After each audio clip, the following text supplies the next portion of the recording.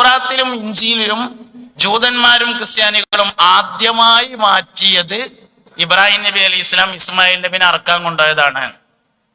First തിരുത്തിയത് അവിടെയാണ്.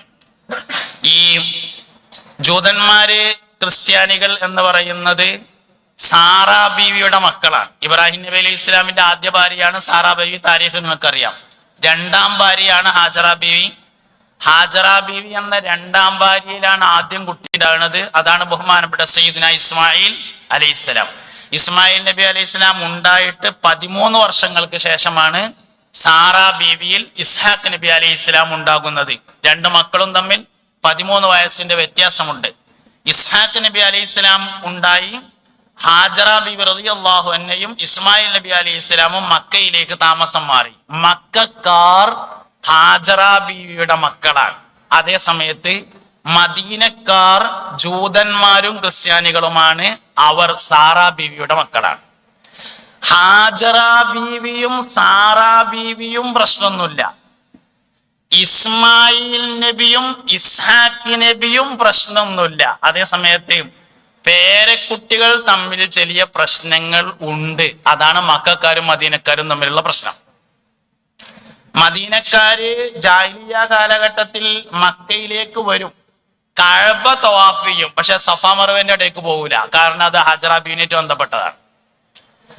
ഇബ്രാഹിം നബി അലൈഹി ഇസ്ലാം കുട്ടിയെ അറുത്തു എന്നത് ജൂതന്മാരും ക്രിസ്ത്യാനികളും അംഗീകരിക്കും.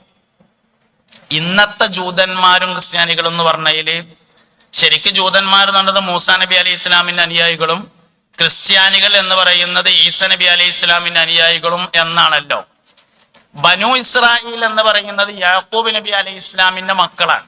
അത് ഇന്നത്തെ ഇസ്രായേലർ അല്ലട്ടോ. ഈ ബനു ഇസ്രായേൽ എന്ന് പറഞ്ഞത് അറബികൾ തന്നെയാണ്.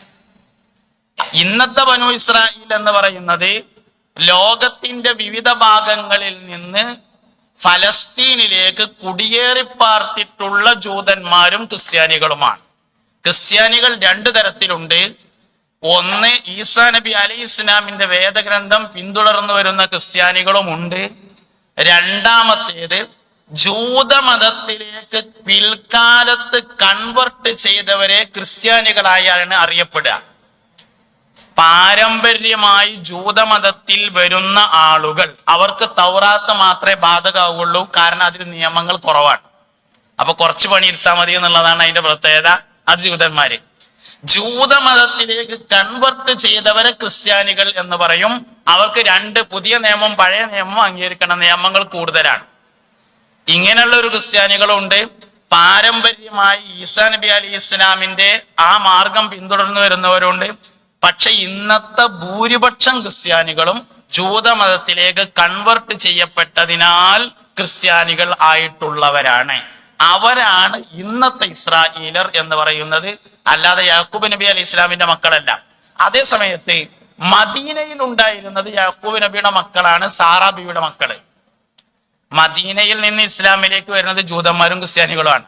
അതേസമയത്ത് മക്കയിൽ നിന്ന് ഇസ്ലാമിലേക്ക് വരുന്നത് മുശ്രിക്കുകളാണ്.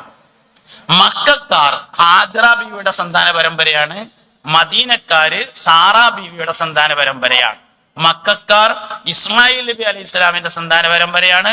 മദീനക്കാർ ഇസ്ഹാഖ് നബി അലൈഹി ഇസ്ലാമിന്റെ സന്താന പരമ്പരയാണ്. അതുകൊണ്ട് തന്നെ ജാഹിലിയ്യ കാലഘട്ടത്തിൽ മദീനക്കാര് മക്കയിൽ വരലുണ്ട്, കഅബ തവാഫ് ചെയ്യും, ബാക്കിയുള്ള സ്ഥലങ്ങളിലൊക്കെ പോകും. സഫ മർവന്റെ ഇടയ്ക്ക് പോകൂല. കാരണം അത് ഹാജറ ബീവിയുമായി അതിന് ബന്ധമുണ്ട് എന്നതാണ് കാരണം. ഇബ്രാഹിം നബി അലൈഹി ഇസ്ലാം ഇസ്മായിൽ അലൈഹി ഇസ്ലാമിനെ അറുക്കാൻ വേണ്ടി കൊണ്ടുപോയി എന്നതിനെ ജൂതന്മാർ അംഗീകരിക്കും. പക്ഷെ അറുക്കാൻ കൊണ്ടുപോയത് ഇസ്മായിൽ നബിനെ അംഗീകരിക്കൂല. തൗറാത്തിലും ഇഞ്ചീലിലും ഈ താരീഖുണ്ട്. ആദ്യമായി ജൂതന്മാര് തിരുത്തിയത് ഈ പേരാണ്. ഇസ്മായിൽ നബിയുടെ പേരുള്ളോടത്ത് മെല്ലെ സദറുസ്താദിന്റെ വൈറ്റ്നർ എടുത്തുകാണ്ട് ഒന്ന് മായിച്ചിട്ട് അവിടെ ഇസ്ഹാക്ക് എഴുതി. അതാണ് ആദ്യം കാട്ടിയത്. ഫസ്റ്റത്തെ തിരുത്ത് ആ തിരുത്താണ്. അങ്ങനെ തിരുത്തിയപ്പോ ഒരു പ്രശ്നം ഉണ്ടായി. അതെന്താ വെച്ചാല് ഈ സംഭവം നടക്കുന്നത് മക്കത്താണല്ലോ.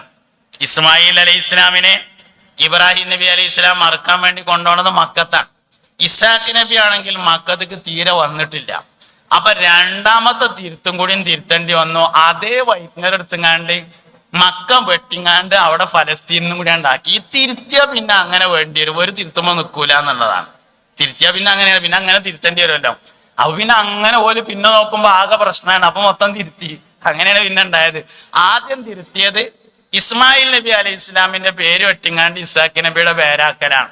പിന്നെ അതിലേക്ക് ഒപ്പിക്കാൻ ആവശ്യമായ തിരുത്തലുകളൊക്കെ അങ്ങനെ തിരുത്തിയിട്ട് നമ്മൾ പറയല്ലോ ഈ ചെരുപ്പിനനുസരിച്ച് കാല് മുറിക്കുക എന്ന്, അത് മുറിച്ചു. അങ്ങനെ മുറിച്ചപ്പോ പിന്നെ അങ്ങനെ എന്താ ഇതൊക്കെ പറയാൻ കാരണം എന്താ പറയുക, അതിനൊരു കാരണമുണ്ട്. ഇന്ന് ലോകവ്യാപകമായി മില്ലത്തു ഇബ്രാഹിം എന്ന ഒരാശയം ഉയർന്നു വരുന്നുണ്ട്. അത് പറയാനാണ് ഞാൻ ഇത്രയും പറഞ്ഞിട്ടുള്ളത്. മില്ലത്തു ഇബ്രാഹിം അല്ലെങ്കിൽ ഉമ്മത്തു ഇബ്രാഹിം എന്ന് പറയുന്ന ആശയം ജൂതന്മാരും ക്രിസ്ത്യാനികളും മുസ്ലിങ്ങളും ഉൾപ്പെടുന്ന വേദക്കാർ ഒന്നാണ് എന്ന ആശയമാണ്. അവർ സഹകരിച്ചു പോകണം എന്നുള്ളതിൽ അഭിപ്രായ വ്യത്യാസമൊന്നുമില്ല കേട്ടോ. സഹകരിച്ചു പോകണം എന്നുള്ളതിൽ നമുക്കൊരു അഭിപ്രായ വ്യത്യാസമില്ല. പക്ഷെ ഒന്നാണെന്ന് പറയാൻ നിർവാഹമില്ല. എന്തുകൊണ്ട്? മൂസ നബി അലൈഹി ഇസ്ലാമിന്റെ ആളുകൾ ഈസാ നബി അലൈഹി ഇസ്ലാം വരുമ്പോൾ ഈസാ നബിയെ കൂടി അംഗീകരിക്കേണ്ടതായിരുന്നു. അംഗീകരിച്ചവർ ഈസാ നബിയുടെ ആൾക്കാരായി, അംഗീകരിക്കാത്തവർ മൂസാ നബിയുടെ ആളുകളായിട്ട് ഉറച്ചു നിന്നു. അതിനാൽ തന്നെ അവർ വഴിതെറ്റി. മൂസാ നബിയുടെയും അലൈഹിസ്സലാം ഈസാ നബിയുടെയും അലൈഹിസ്സലാം ആളുകൾ മുഹമ്മദ് നബി സല്ലല്ലാഹു അലൈഹി വസല്ലം തങ്ങൾ വരുമ്പോൾ മുഹമ്മദ് നബി സല്ലല്ലാഹു അലൈഹി വസല്ലം തങ്ങളെ കൊണ്ട് അംഗീകരിക്കേണ്ടവർ ആയിരുന്നു. പക്ഷേ അംഗീകരിച്ചില്ല. അംഗീകരിച്ചവർ മുസ്ലിങ്ങളായി, അല്ലാത്തവർ അതേ നില തുടർന്നു. അതിനാൽ അവർ വഴിതെറ്റിയിട്ടുണ്ട്. അതുകൊണ്ട് ആശയങ്ങൾ തമ്മിൽ ഒന്നാവുന്നില്ല, സഹകരിച്ചു പോകണ്ട എന്ന അഭിപ്രായം നമുക്കില്ലേനും. ഞാൻ പറഞ്ഞു വരുന്നത് ഇത് മൂന്നിനെയും കോർത്തിണക്കി മില്ലത്തു ഇബ്രാഹിം, ഉമ്മത്ത് ഇബ്രാഹിം തുടങ്ങിയ ആശയങ്ങൾ ലോകവ്യാപകമായി ഉയർന്നു വരുന്നുണ്ട്. അതിന്റെ ചുരുക്കരൂപമാണ് ഈ മില്ലത്ത് ഉമ്മത്ത് എന്നൊക്കെ പറഞ്ഞ സംഗതി. എല്ലാതും അങ്ങനെയാണെന്നല്ല ഞാൻ ഉദ്ദേശിച്ചത്. നമ്മളിപ്പോ അല്ലാത്ത അർത്ഥത്തിൽ ഉപയോഗിക്കാറുണ്ട്. പക്ഷെ സാധനം ഇതാണ്. ഇങ്ങനെ വന്നിട്ടുള്ള ഒരു ആശയത്തെ ഇപ്പൊ അഹ്ലു സുന്നത്തി വൽ ജമാഅ എന്നുള്ളതിനെ ചുരുക്കിയിട്ടാണ് നമ്മൾ സുന്നി എന്ന് പറഞ്ഞത്. എന്ന മാതിരി മില്ലത്ത് ഇബ്രാഹിം, ഉമ്മത്ത് ഇബ്രാഹിം എന്നിവയെ ചുരുക്കിയാണ് മില്ലത്ത് ഉമ്മത്ത് എന്ന ആധുനിക പ്രയോഗം വന്നിട്ടുള്ളത്. ഈ പ്രയോഗത്തിൽ നമ്മൾ പരസ്യമായി പുറത്തു പറയാൻ ഭയപ്പെടുന്ന ഇസ്ലാമിക രാഷ്ട്രങ്ങൾ വരെ പെട്ടുപോയിട്ടുണ്ട് എന്നതാണ് ഇന്നത്തെ ഏറ്റവും പ്രധാനപ്പെട്ട ഒരു കാര്യം. നമ്മൾ കണ്ടുകൊണ്ടിരിക്കുന്ന പല വിഷയങ്ങളും ഈ ആശയത്തിന്റെ അടിസ്ഥാനത്തിലാണ് വന്നിട്ടുള്ളത്. ഇന്നത്തെ യുദ്ധങ്ങൾ വരേക്കും ഈ ആശയത്തെ അടിസ്ഥാനപ്പെടുത്തി വിലയിരുത്താൻ നമുക്ക് സാധിക്കും. ഈ ഉമ്മത്ത് ഇബ്രാഹിമിയ, മില്ലത്ത് ഇബ്രാഹിമിയ എന്നീ ആശയങ്ങൾ, ഈ ആശയത്തെ ചില ആളുകൾ ആഗോള സുന്നിസം എന്നും വിളിക്കുന്നുണ്ട്. ശരിക്കും ആഗോള സുന്നിസത്തിന്റെ ഉത്ഭവം എന്ന് പറയുന്നത് ഇതിൽ നിന്നാണ് എന്ന് കാണാൻ പറ്റും. സമസ്ത കേരള ജംഇയ്യത്തുൽ ഉലമ വിഭാവനം ചെയ്യുന്ന അഹ്ലു സുന്നത്തി വൽ ജമാഅ എന്ന് പറഞ്ഞത് വേറെ തന്നെ ഒരു സാധനമാണ്.